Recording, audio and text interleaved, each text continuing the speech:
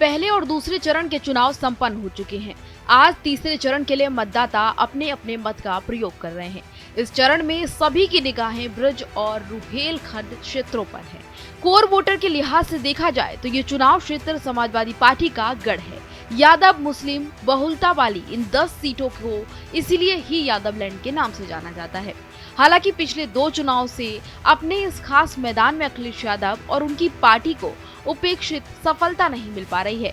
ऐसे में बीजेपी लगातार अखिलेश यादव को इस बार घेरती हुई नजर आ रही है और बीजेपी लगातार ये कोशिश कर रही है कि अखिलेश यादव को ज्यादा फायदा उनके गढ़ में ना हो सके।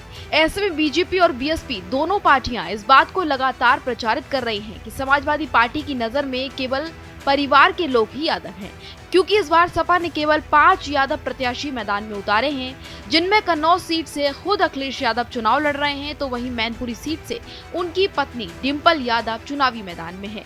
इसके अलावा अन्य यादव परिवार के सदस्य भी चुनावी मैदान में हैं। ऐसे में अखिलेश यादव की प्रतिष्ठा दांव पर लगी हुई है।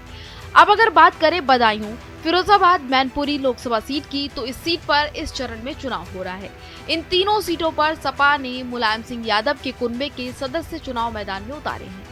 बदायूं लोकसभा सीट पर समाजवादी पार्टी को पिछले 2 चुनाव में हार का सामना करना पड़ा है। इस बार यहां से सपा ने शिवपाल यादव के बेटे को प्रत्याशी बनाया है। आदित्य यादव का ये पहला चुनाव होगा और पहले चुनाव में वो चुनावी मैदान में उतरे हुए नजर आ रहे हैं, जिसको लेकर लगातार शिवपाल यादव अपने बेटे के फेवर में वोट मांगते हुए भी नजर आए।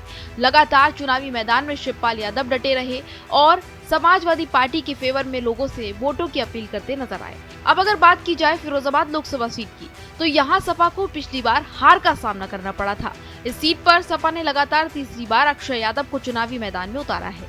अक्षय यादव इस सीट पर साल 2014 में चुनाव जीतने में सफल रहे थे, लेकिन पिछले कुछ चुनाव में उन्हें बीजेपी के द्वारा लगातार हार का सामना करना पड़ रहा है। पिछली बार चंद्रसेन जादौन ने उनको मात दी थी और बीजेपी को यहाँ पर जीत मिली थी। अब बात करते हैं मैनपुरी लोकसभा सीट की।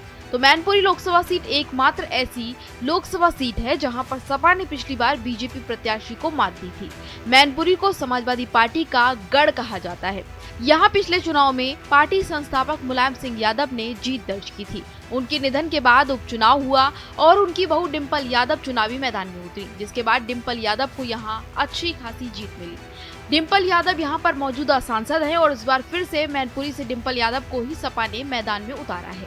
डिंपल यादव साल 2019 में कन्नौज से लोकसभा चुनाव लड़ी थी, लेकिन उन्हें हार का सामना करना पड़ा था। ऐसे में इस चुनाव में सपा के सामने अपनी साख को बचाने की कड़ी चुनौती होगी।